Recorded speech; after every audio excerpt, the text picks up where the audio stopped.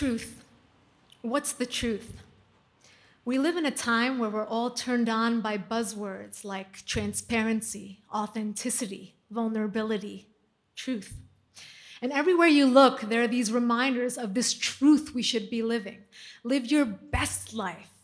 Live your most authentic life. Be awake or stay woke.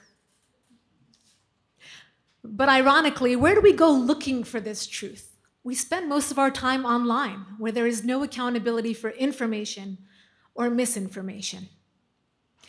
Americans on average spend about 24 hours a week online. Taken consecutively, that means one day out of your week is spent behind the screen of a smartphone or a computer, where besides for some truthful videos about some cats or that bit about whether that dress was blue or gold, you're exposed to overly photoshopped, overly filtered, overly exaggerated posts about fake wealth, fake waistlines, fake tans, fake butts, and of course, fake news. The paradox of our time is this. We've encircled ourselves in this overly fake world where we are incessantly looking for the truth. On repeat, society tells us to be mindful, yet we are so distracted. Be grateful, yet we are so envious. Seek the truth, but all we see is fake. According to a 2018 Pew Research report, about 70% of Americans say they rely on social media for their news. More surprisingly, about 60% of those people say they expect the news that they get on social media to be inaccurate. So there you have it. Americans are on social media, but they're as skeptical of the headlines as they are of the hairlines. But they're on there anyway. Daunting, yes. Discouraging at times. But with all the news and information available to us on social media, this doesn't have to be a lost cause, which is why it's more important than ever that we learn to navigate these platforms responsibly. What is fake news anyway? Plainly stated, fake news talks about untrue reports, but the term has been used and abused to dismiss anything we don't agree with. John's gonna quit smoking, fake news. Mary's finally going back to school, hashtag fake news. Think about how often you hear this thrown around.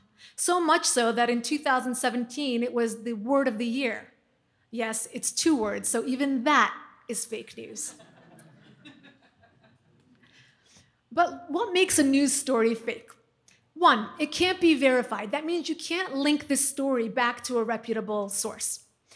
2, fake news appeals to emotion. That means it makes you feel happy or sad or angry. And what happens when you feel those emotions? You're less likely to go fact check. 3, the authors usually aren't experts. We're not talking about journalists here. They're either paid trolls or bots. 4, fake news comes from fake sites. While it's a new term, it's definitely not a new concept. It's been around much longer than the war between Donald Trump and CNN. Actually, for millennia, governments and leaders used fake news campaigns to either bolster themselves or to knock the opposition. As a matter of fact, in the last war of the Roman Empire, it's understood that Octavian used a fake news campaign to win against Mark Antony.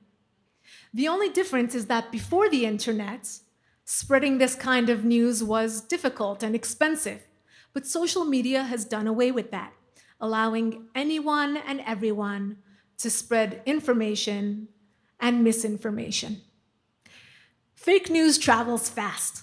As a matter of fact, it travels 6 times faster than real news. Maybe it's because fake news is original and shocking, and people like to share information like that. Maybe it's because we live in a time where everyone has a bias and no one is apologetic about their bias. Traditionally, people would want to keep politics off social media just like they'd want to keep it off of their Thanksgiving dinner tables. But nowadays, people aren't afraid of losing a few friends because of their bias. That's because we live in a post-truth world. You may have heard this term thrown around as well. Post-truth, relating to or denoting circumstances in which objective facts are less influential in shaping public opinion that appeals to emotion and personal belief.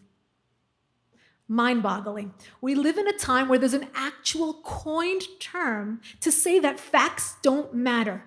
Emotion trumps fact. People are frustrated, they're angry, they're emotional, and now they have a 24/7 platform where they can share their emotions. Another challenge of fake news is that once it spreads, it's extremely difficult to contain or to correct. One extreme example comes from India this past summer. These two young gentlemen entered a village to ask for directions and were lynched to death. Earlier that morning, a fake news blast went out on WhatsApp, telling people to be on the lookout for child kidnappers. These two men were mistaken for those kidnappers. Similarly, I recently had a personal experience with fake news a few weeks ago when I was supposed to give a talk at my alma mater, Rutgers University. One student decided to start a smear campaign where he took a fake quote alleging that I'm an Islamophobe and started a petition. He asked the school to shut down the talk. Without looking at the accuracy of the quotes that he used or his allegations, the school canceled the talk in the form of an indefinite postponement. Of course, this was seen as the shutting down of free speech, and the incident got a ton of media coverage. Ironically, the talk I was going to give was going to be about freedom of speech on campus. Shortly thereafter, students who wanted me to speak at the campus started a counter petition. And they got the school to reverse their decision, issue an apology, and invite me to speak back on campus. This is just another example of how emotion drives people to change facts to push their agenda forward. And this is exactly what is used in the war between left and right. It's no longer journalism, but opinionism. And the irony is that many times these topics are nonpartisan, like national security, like human rights. Let's take a look at the same story about the ongoing war in Syria, covered by both sides.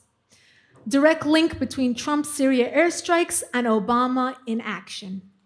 Another piece says Trump's weakness on Syria opens the door for more chemical attacks. So the left says Syrian children are dying as a result of chemical weapons. It's because of Donald Trump's actions.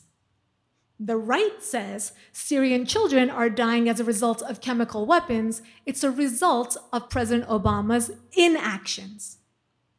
And the bottom line, Syrian children are dying as a result of chemical weapons, and they continue to do so. But it's worth saying here for a minute that it is a news business and not a news service, meaning that revenue is still the driving force behind news organizations and not a responsibility to ethical journalism and not a responsibility to you. So the question remains, why do we keep going back to social media for news when we know what we're getting isn't always the truth? Well, the first reason is evident. It's easy. You're on there anyway, looking at your coworkers' wedding pictures from over the weekend, or the 15th time your girlfriend did a throwback to her 2014 trip to Mykonos. You don't have to go out of your way. It's right in front of you. Number two, there's a tremendous number of citizen editors. Basically, everyone you follow is saying you need to see this. So in effect, your news feed is your own aggregated list of news items. And three, it's expansive. So everything from local news, like what's going on in your homeowners association or why you need to know about the string of burglaries that are taking place in your neighborhood, all the way to global news and even news about our space program. There are also societal benefits to social media. I'm sure you've all seen funding campaigns for sick children who need medical care, or the victims of tsunamis, earthquakes, hurricanes.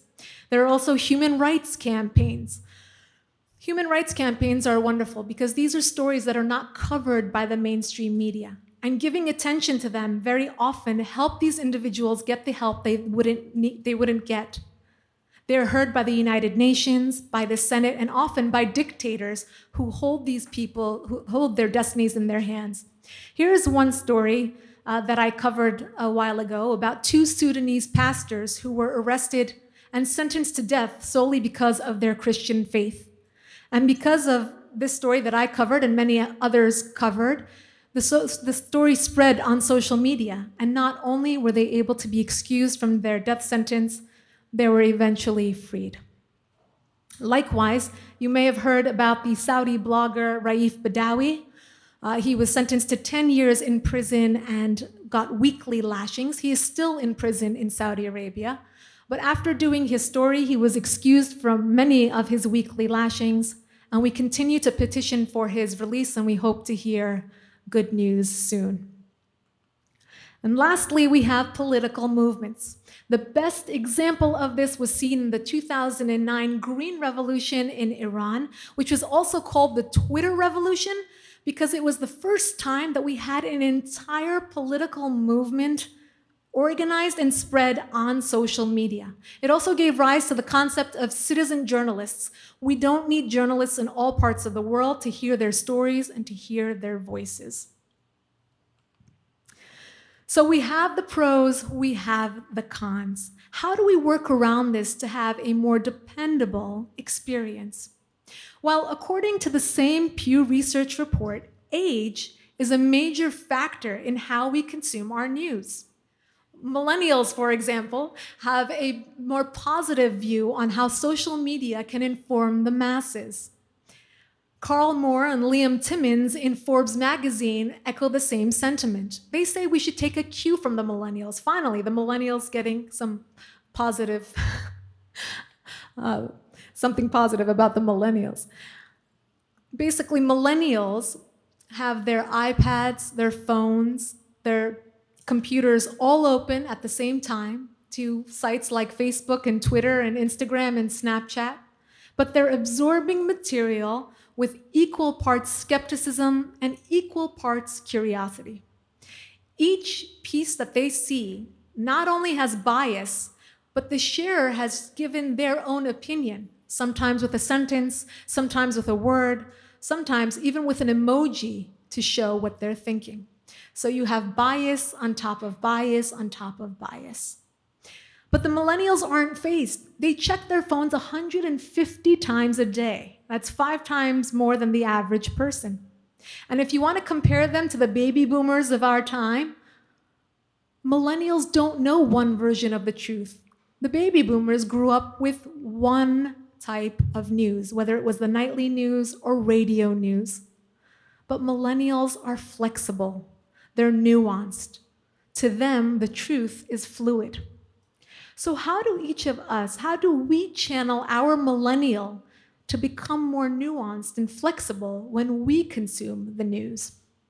Well, first, let's start with how to even spot fake news. First, you want to start with skepticism. Don't believe everything you see. Don't believe everything you read. 2, question the source. Question the source, look at the URL, look at the formatting, look at the photos, look at the date of the article. Look at the person who's posting this. Does this person have a bias? Should I question this person's bias? 3, look for confirmation. Are you seeing the story elsewhere? If you're not, that could be problematic. 4, check the facts with third-party sites. If you are seeing this story elsewhere, how does it measure up? You want to cross-reference. You want to compare the two. So I know what you're thinking. You're using your ninja-like skills to get onto Facebook for 2 minutes throughout the day without having your boss looking over your shoulder. You don't have enough time to absorb the headlines, let alone get to the library and do this deep fact-checking that I'm asking you to do. And that's absolutely normal. This is the attention span with which we navigate social media. We're at the supermarket, in line at the bank, watching TV, or waiting for our date to come back from the bathroom. So what sites are we using? In order of popularity for news, It's Facebook, YouTube, Twitter, Instagram, LinkedIn, and Snapchat. Sound pretty familiar, right? Staying with this list of social media sites, it is possible to get real news. You want to start looking outside your current network. Look outside your list of friends. Look outside the go-to sites that you are following. Look outside your party line. Question yourself, question your bias, question your family's bias. 2, international media.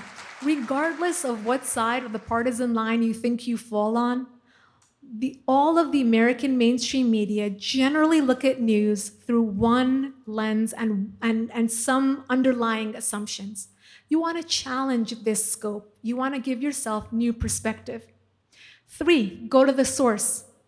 We are no longer living in a time where you have to follow the roving reporter throughout the world to get stories. Pick the issues that matter to you and go to the experts who cover these stories. Follow them, and you can learn a lot from them. And 4, download new social media platforms. Many of the social media platforms that offer more news aren't often the popular ones, like Reddit, like LinkedIn, like Telegram, like Twitter. Try those for a bit. These platforms allow the users to share more news and therefore are more popular for news. In conclusion, whether you're trying to sell a fake lifestyle or a fake headline, the message is this. Social media should come with a warning label. It's meant to be used with caution, but more importantly, to be understood with nuance. Social media is the most important tool of our lifetime. It connects us to people, people we know, people we wish to know. It gives us a world of information and misinformation, and therefore the responsibility is with us. Are we going to use this pivotal tool to learn facts and knowledge? Or are we going to continue threatening this fiery jungle of lies and conspiracies? The choice is ours. As posters, we can post what we want the world to see. But as readers, we have the choice of what to believe. Thank you.